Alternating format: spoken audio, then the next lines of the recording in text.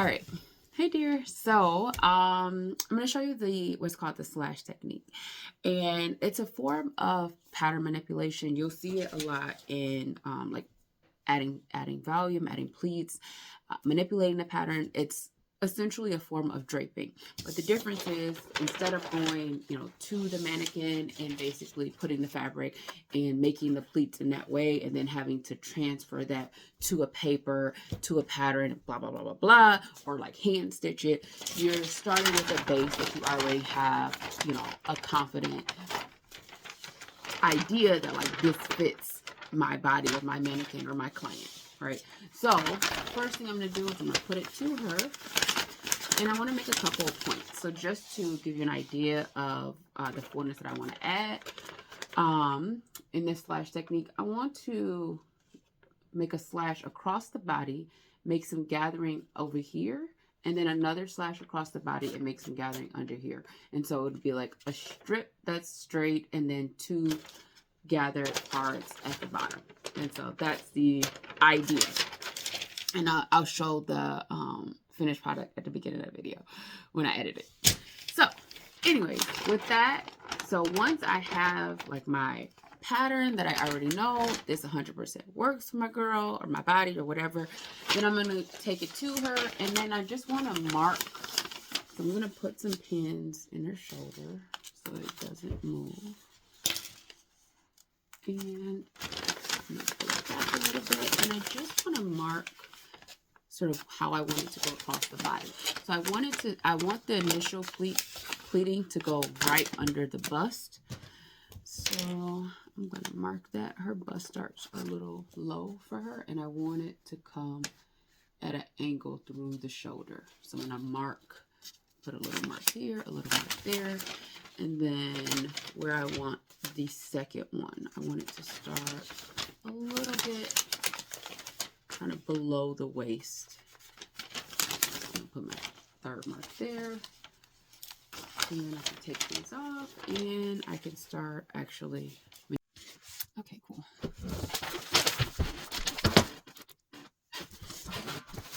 All right, so first thing I have my two markings, and I'm gonna go with my ruler. I actually don't have French curve with me here. I just walked to the office, so I'm just gonna use what I got. But this will be a great place for French curve.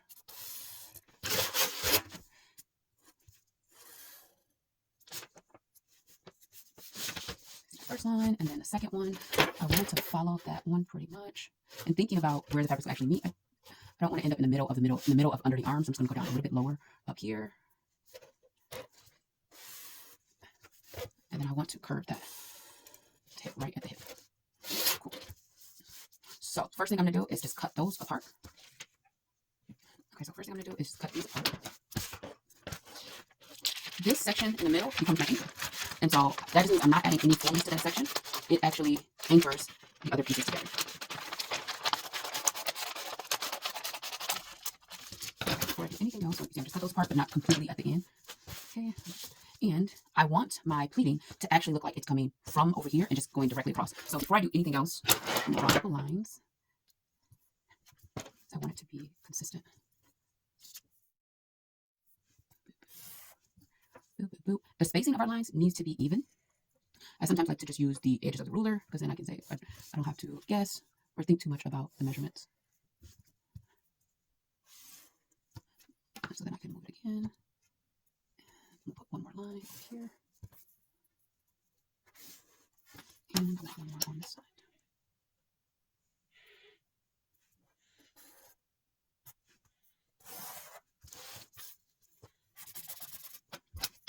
Okay, just make sure that's clearly visible. Sweet.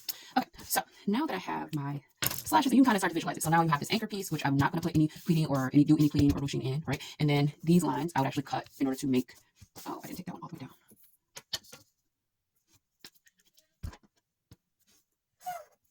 Okay, in order to make my slashes. Now, what I do want you to notice is that I have completely ignored all darts up until this point, right? All the darts, I completely ignore them. The ones that are in your anchor piece, you're going to cut that. Go ahead and fold your fabric in. Like you want to essentially get rid of that excess. So I'm going to get your paper, flatten it out, put a piece of tape right there.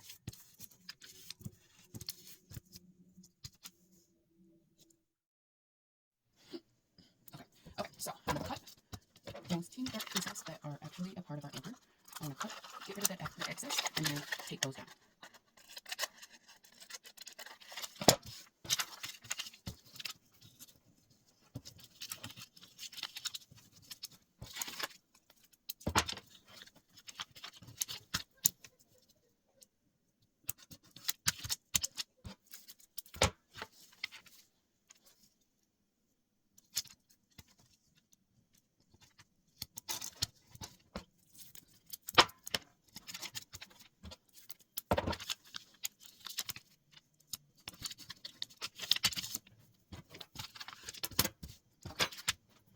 The darts that are going to be in my slashes, I can completely ignore those. And then the darts that are not within my slash area, or pleated area, then those would just be completed regularly.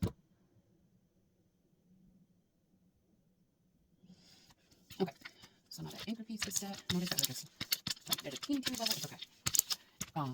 Do the same thing with the darts that are outside of your slash area. Okay, so you're going to do the same thing with the rest of the darts that are outside of your slash area.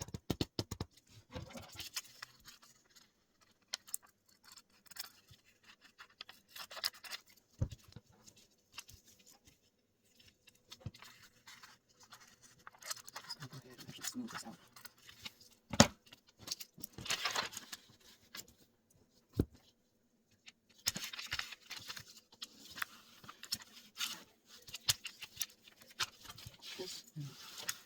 This almost needs to smooth that peak out.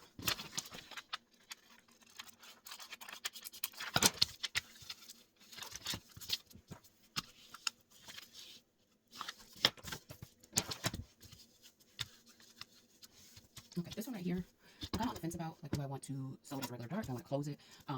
Because I'm adding the body here, I'm really on the fence about it.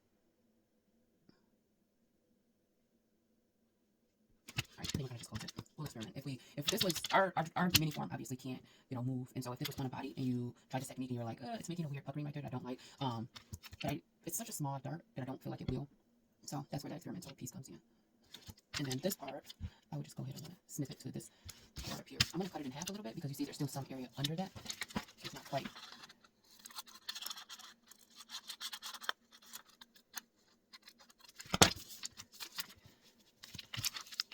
Okay. And actually, since the fullness starts right here, I'm going to close this back up to here.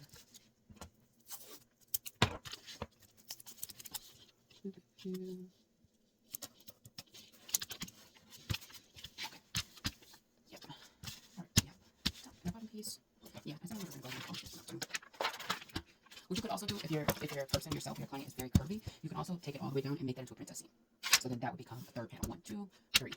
Also notice that because I'm not doing any of this pleating or ruching techniques in the back, I've completely not included the back panel of this in this home assignment at all. Like, we would complete the back panel exactly as it is. So it's not even necessary.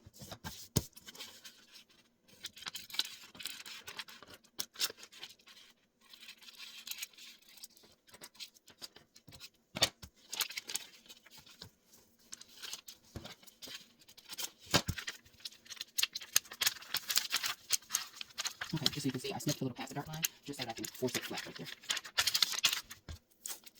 Take that down this way.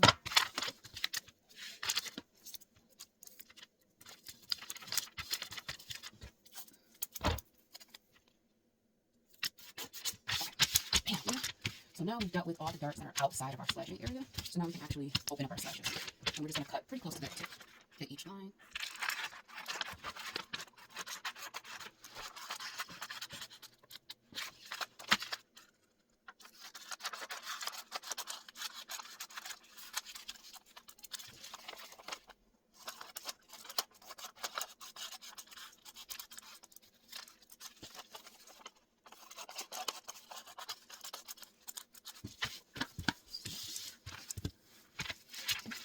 And the same thing with this part up here.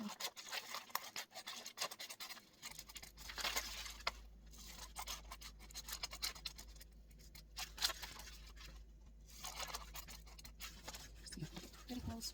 If you accidentally cut it too far and it's snipped, just put a little piece of tape at the corner. It needs to be able to spread without breaking the paper. And sometimes the paper just can't withstand it, which is fine. So we'll take it at the corner. So now we have our piece. And you can already see how now we're adding. So you can see how I'm going to spread that. That's like that slash technique. You spread these, and that gives us extra fabric. So then when you're sewing, you can decide, do I want to gather this, or want to pleat it. You're going to pleat it, gather it to bring it back together, and then sew that part down. So we're going to put this and put it to our fabric. I have some scrap, so I'm using this. Just some leftover fabric. Different. Okay.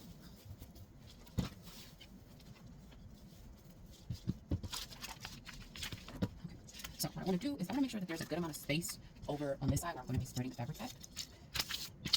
You do still want to pay attention to your grain line. You do still want to make sure you're respecting that. Then I'm gonna first paint together my anchor point.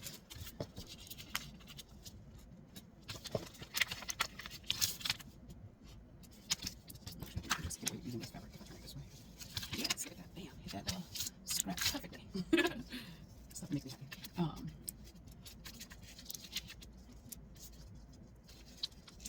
This actually makes me happy.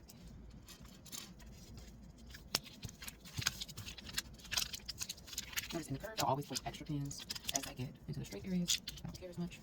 So I'm going to place this now. Okay, bam. Now, for that slash, you want the spaces to be fairly even. The spaces in between. The secret here is that the wider these are apart, the more dramatic, the more fabric, the more dramatic the pleating is going to be. I'm going to show you two different, okay, I won't show you two because I don't want to make it more confusing. So we're just going to do it as a pleat, and I'm going to measure, all I have is a super try measure. So I'm going to add 2 inches in between each slash. So I'm going to go ahead and mark that at the 2. And then that down. And then do the same. I like to use my fingers. Boop.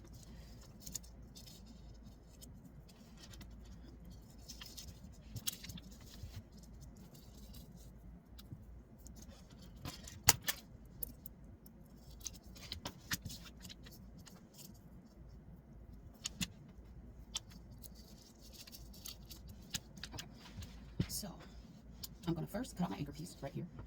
Cut out all of that and cut out all of this side. And then even this little area, I'm going to like angle it a little bit.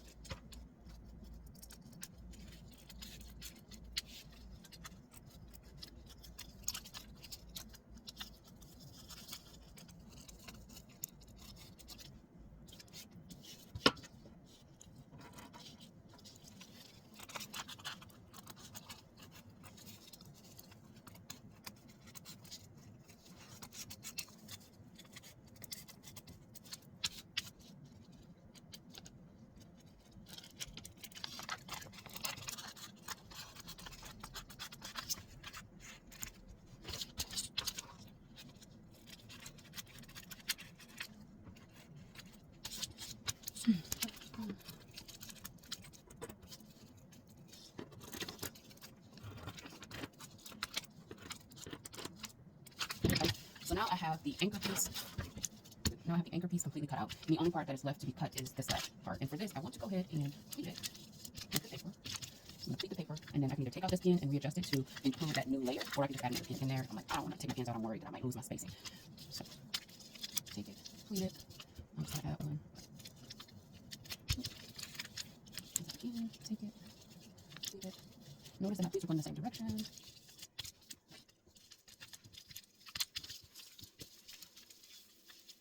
Again.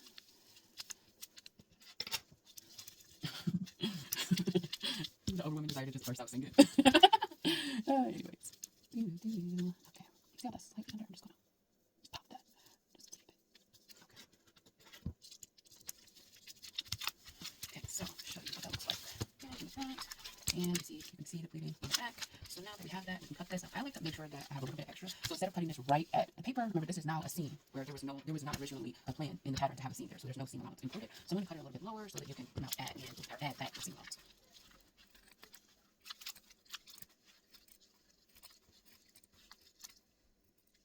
And then we don't want that sharp corner, so we're just going to round that. So that's what that should look like at this point. It already gives you an idea. You can already see each one of those are pleats. And then I'm going to go ahead and do the same exact thing to the bottom. So I'm going to leave this alone. Side.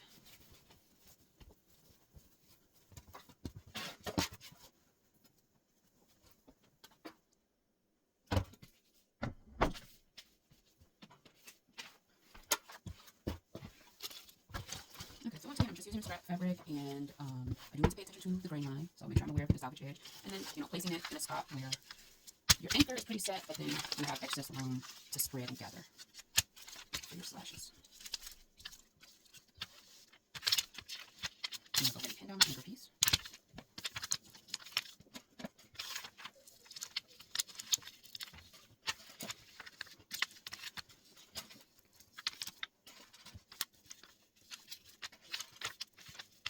Okay, and I'll put one right there because that's a lot of weight. So you can see that's completely pinned down, and then the same exact thing for our slashes over here, because I already know that I use my finger to measure the gaps. I can just measure that and pin it. Because these are longer, I would put more than one pin.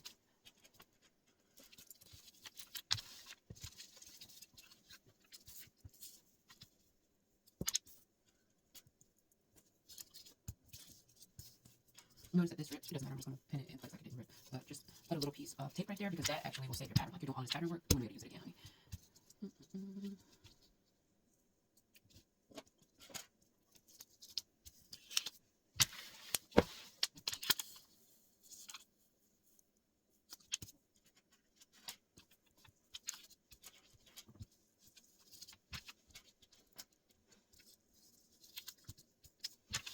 Okay, so I'm going to do the same thing. Go ahead and cut my anchor out all the way.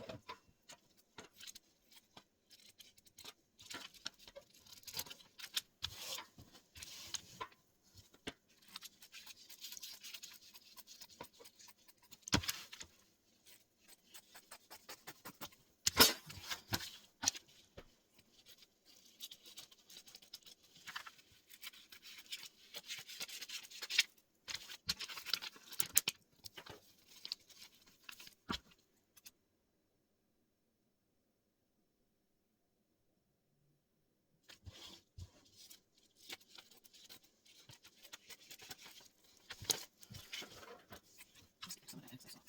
Okay, now that the anchor piece is completely cut out, once I did not cut this, I had initially started, but I realized that is actually part of the pleat, so I don't want to cut that. So I'm going to pleat that the same exact way. Go ahead and fold it.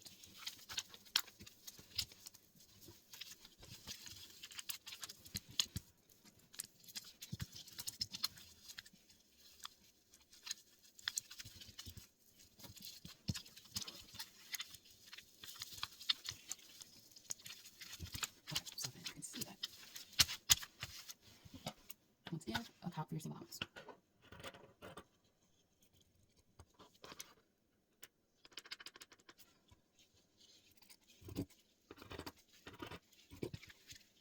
Alright, my leg's going up. So just so you can visualize it together now.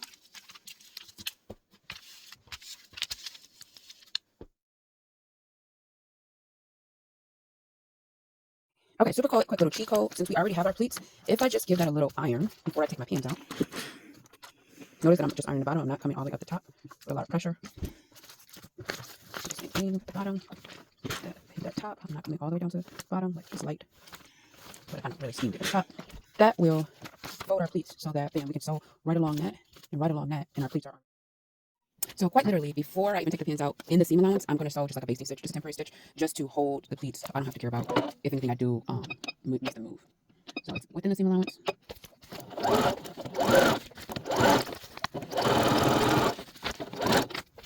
No, I didn't even go back stitch. It doesn't matter because it's not a permanent stitch. Okay, bam. So now that I have that little stitch there, I don't have to worry about my pleats moving. I'm just going to get rid of all of the pins. Completely unpin my pattern. Okay, so I'm going to take the paper off. See how these came apart. Take that back together. This pattern is worth gold at this point. Let's go ahead and take those back together. Keep the folding integrity of the pattern. Same thing other side. Okay, so now that the paper is completely off, I'm going to go ahead and give that some more ironing, because now I can actually see how far down it's going, so I can lay that and really get that. Okay, fold it in like that. Line that up.